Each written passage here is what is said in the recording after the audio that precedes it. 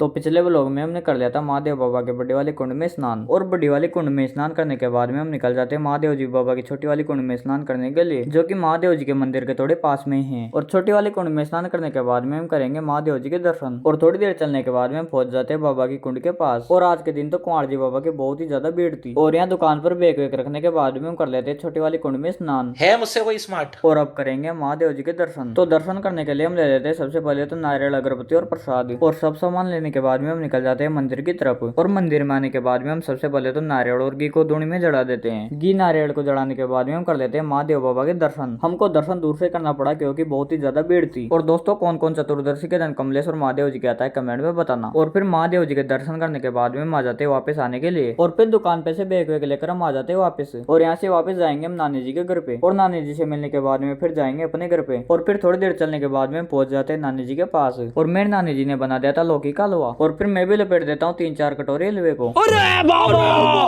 और फिर थोड़ी देर नानी जी से मिलने के बाद में हम निकल जाते हैं अपने घर की तरफ। और दोस्तों मेरे ब्लॉग किस किस को अच्छे लगते हैं कमेंट में बताना, और अच्छे लगते हैं तो फॉलो कर लेना।